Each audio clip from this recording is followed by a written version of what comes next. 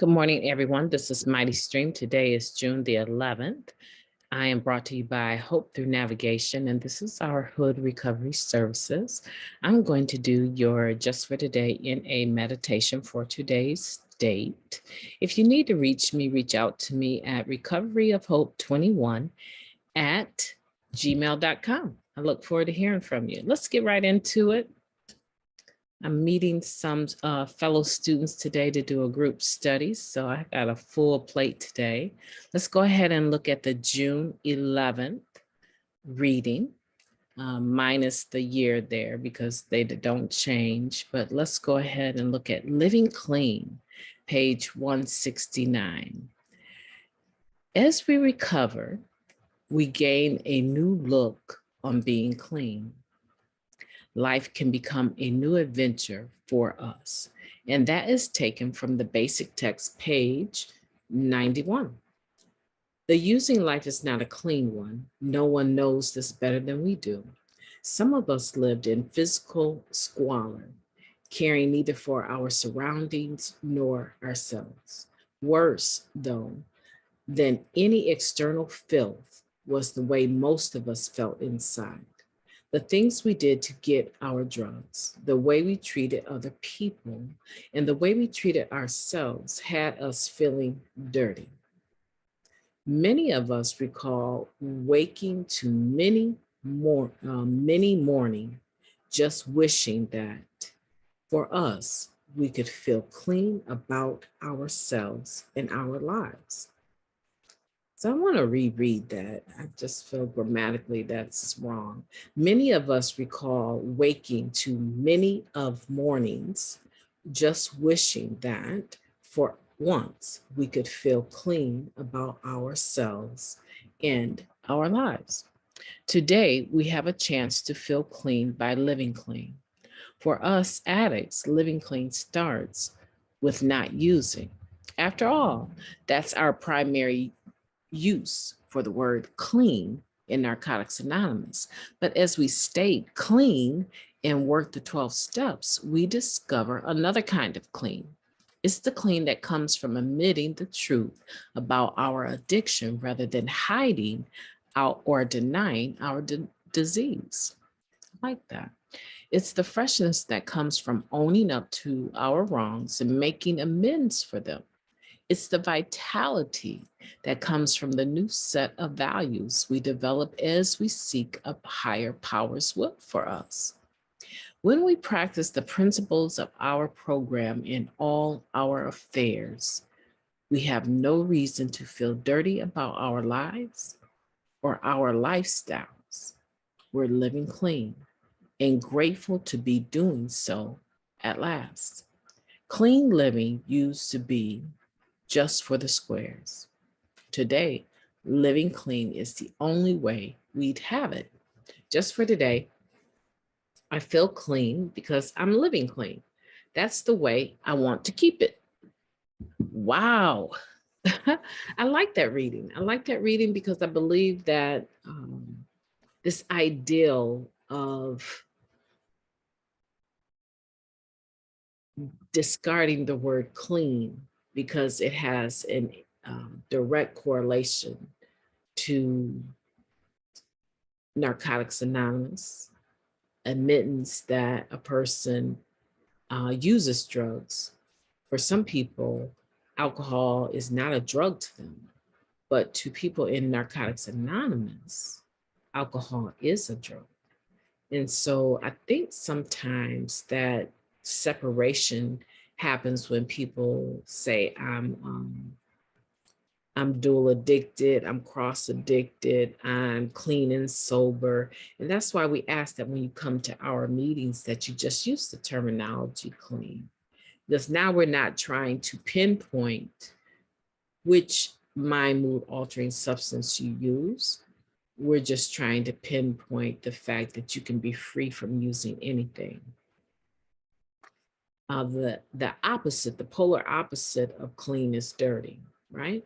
That's the antonym for clean, is dirty. And so when we talk about being clean, and wanting to be clean, or, just being clean in general, then there is a point of reference that we can compare being dirty to being clean. And being dirty was not just, it wasn't rolling in the mud for sure, right? For some people, it might have been uh, living like a squalor, not having running water, not having an opportunity to take care of your basic needs in a private space. Um, some people were tent dwellers. And some people are clean and they're tent dwellers by choice, but there's a whole group of people that they live outdoors because that's the only place that they can find to live with the lifestyle that they're perpetuating, right? Um, because no one's going to allow them to come into their home, leaving dirty needles all around and so forth and so on, right? So there's this separation that takes place. But once you get clean does not necessarily mean that we live clean. And that's where that terminology comes from, that we can be dressed up garbage cans, right? We can be shiny on the outside, but dirty on the inside. I just cleaned this morning. I've been up for a few hours, and I thank God for being able to get up, but I don't like the reason that I got up. I got up because I was in such excruciating pain, and I knew that I needed to prepare some of my celery juice that helps me. So I was up early just juicing, and I really, really, really am grateful for the opportunity, the beauty that being truly clean in my life brings to me. Do I run into some bumpy roads? Absolutely. But because I am clean and I have a clean lifestyle, then some of the stuff that comes to me that is directed towards me or that happens to me, I am immediately able to take account of it. I'm able to analyze it and say, okay, this I can own. This is my side of the street, but that right there, that's not anything that I invited. That's not anything that I initiated. That is not my trash, right? And I am able to look at things from a different perspective, right? And that different perspective is that if I'm living dirty, then dirty gets a right to come to my table, right? If I'm living dirty, then dirty gets a right to come to my table. Now, what's living dirty? For different people, you can be clean and living dirty, right? For different people, it means different things, but mostly it's whatever you feel icky about after you've already done it or thought about it or considered it. You feel icky, you feel weighted, you feel this feeling that now you have to manipulate in order to get the results that you want because you've already initiated something that was inappropriate. That's what dirty living is, right? For some men, dirty living is sneaking on the computer or on your phone or watching dirty reels or YouTube videos when you know your wife is not around. Women do it too, right? I was amazed. I had a person that I invited into my environment for a short period of time because I was truly believing she wanted to pursue recovery. And I was just amazed at the disgusting things that she allowed herself to watch all the time. Like, I'm not sure where that would go in a relationship, right? So we can do things that are dirty, living type things. And and we know that they're not okay. And when you engage, when a person engages in that behavior, then, and I'm not just talking about pornography, I'm just talking about dirty living. The lying, the cheating, the stealing, the tricking, the, yeah, lying, cheating, stealing, tricking, right? So when we engage ourselves in those behaviors, we are clean, but we're living dirty, right? So we're not truly surrendered. And we give dirty consequences the right to come and sit at the table with us, right? That's why a lot of times, we say that control, at the mention of controlling something, right? We are already stepping over our own boundaries. We can't control people, places, and things. We control our behavior only, right? So it's amazing to me to watch people that have had a beautiful taste of this program take their will back. And for whatever reason, they truly believe that it is not obvious that they're not physically clean anymore. Like, maybe the person that has relapsed is the last person to realize that they relapse, because everyone else that has been engaging you can tell the difference in your behaviors, your readiness or your quickness in your responses. All these things change when we put a mind and mood altering drug in our system.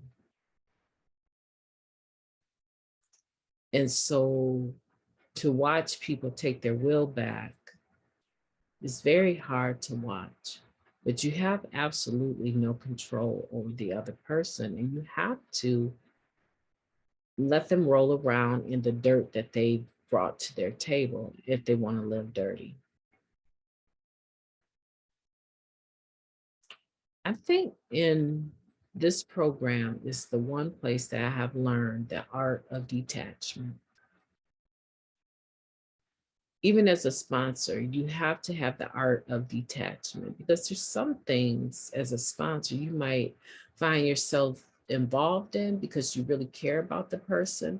But truly, honestly, the main purpose for me to be in somebody's life is to help them apply spiritual principles. And we don't always have to label it step one, step two, right? But spiritual principles that we get from working this program to help them figure out how to apply that in their day-to-day living. But I have also found that it's healthy to know how far I can go, what's mine and what's theirs. I bring the information, you take it and you apply it. Or you don't take it and apply it. You take it, but you might not apply it, right? So I have learned seriously to remove my emotions. Remove my emotions. I have this from the success or failure of a sponsee. I have to, because I really do invest a lot of energy in my sponsees. Now, there's one lady I remember working, such a beautiful, beautiful spirit. I remember working with her back in, I don't know, I want to say it's like 2015. It might have been a little more recent than that. I can't really remember. But I remember um, she just loved Jesus. She just loved Jesus. She loved church, and she spent a lot of time in church. And I think that's wonderful, right? If you have a faith that you're a part of, I believe that you need to engage that regularly. It's a stabilizer. When the fellowship isn't working, hopefully you have that to fall back on, right? Or, yeah. So I have no problem with in any individual or any faith. I have some higher powers that people might pick, like Satan, that I really am not interested in sponsoring you because we are on two separate ends, right? And I just don't want that energy, right? So there's some people that might choose not to have a higher power at all. And that can be kind of complicated just because of my understanding of my higher power, right? So, but I do know how to separate it regardless to who I'm dealing with. But this particular lady, she was really into the church, the Bible. And a lot of people don't know it, but I have a bachelor's in biblical studies out of Kenya. So, I don't have any issues with biblical discussions. I just prefer if I can work the program in a way that delivers the same message, I will go with that first if you're my sponsee. And then if there's a need to go to something else, then I will clearly get permission from you before we go that direction. And I will never go that direction unless I already know that you're prone to that faith, right? And she just could not bring herself. She didn't understand why she was struggling so much with the steps. Um, she gave up double digits. She had given up double digits when she relapsed. And by the time she came into my life, I don't know, she was just struggling to get a couple months, maintain that clean time. But she was really struggling with, in her mind, what she considered two forces. She considered her faith as the greater force over Narcotics Anonymous, but her faith was not keeping her clean. Understand me. I'm saying her faith was not enough for her, her religion. All right, let me break that down even further. Her religiosity, her religion did not give her enough spirituality to maintain cleanness off of drugs. Okay, that's where you have a major conflict, is when your higher power or your belief system is not enough to give you what you need so that you can walk out your recovery on a day-to-day basis. Now, if it does, then run with it. But if it does not, be wise enough to acknowledge that there's a block, there is a missing piece on this foundation that you're trying to build your life.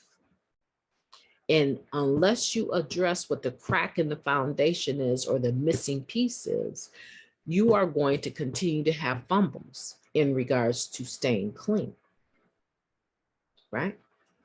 I know many religious folks that need the program of recovery.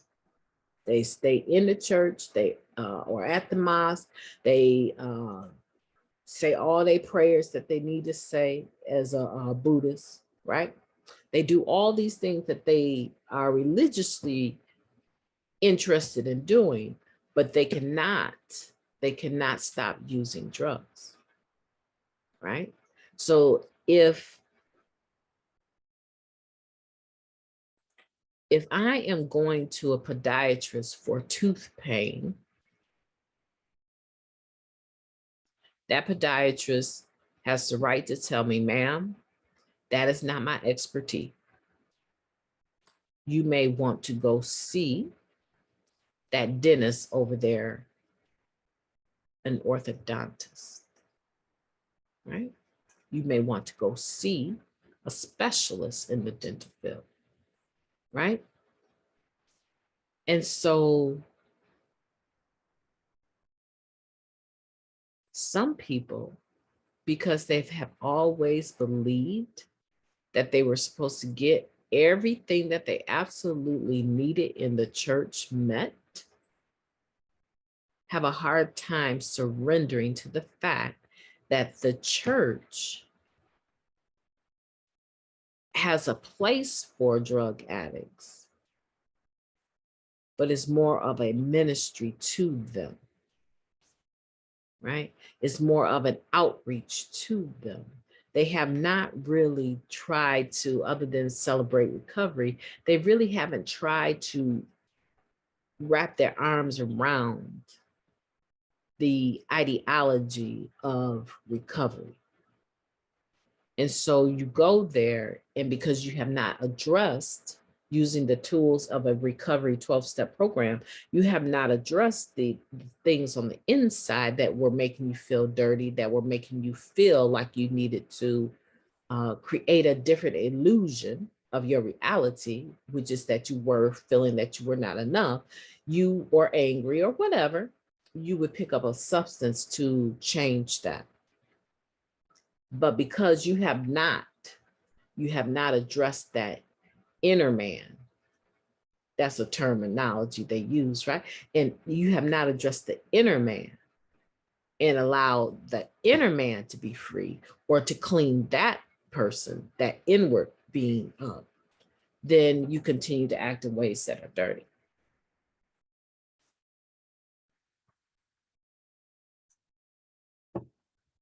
I never was confused. When I got here, I had a really strong belief about my higher power. And I was somewhat twisted in that, because I didn't believe anybody else's higher power was better than my higher power, nor did I believe anybody's religion was better than the religion I came from. But the religion was not enough to keep me. I could not meet the standards of the religion. So when I got to Narcotics Anonymous, I was pretty well fed up with religion, but I was not willing to consider any other higher power. Narcotics Anonymous is the only place that I came to as I was, as dirty as I was, and that I was able to make the adjustments that I needed to make at my pace, so that it felt organic. It didn't feel like I was giving up everything. It felt organic to be able to make changes at the pace that I wanted to make. And I paid a price for taking my time on making changes, certain changes. But even after my collapse, I say collapse, it wasn't a relapse, my mental and emotional collapse and spiritual collapse, because of not being willing to change certain behaviors and still being physically clean, not using drugs. Because of that, I had to reboot. I had to reboot my recovery process. And when I rebooted my recovery process, I did not need to start my clean time over, because I had never used since 1993. But my recovery process had to be rebooted. That's why I tell people your clean date and your recovery date are usually two different dates. And you will find that your clean date can stay the same, but your recovery date, you will experience relapse occasionally. And you need to have a plan for how to reboot, how to resurrender your mind, will, and emotions, so that you can recover again. Because if you don't nip it in the bud, you're getting closer to changing your clean date. Does that make sense? I hope so. My name is Mighty Stream. I've enjoyed your company this morning. I could intellectualize this topic all day. It is something that I love to talk about. I love to talk about. However, I want to get a little bit of exercise in before I meet my cohort. So I want to say to you, have a beautiful weekend, and I will talk to you tomorrow.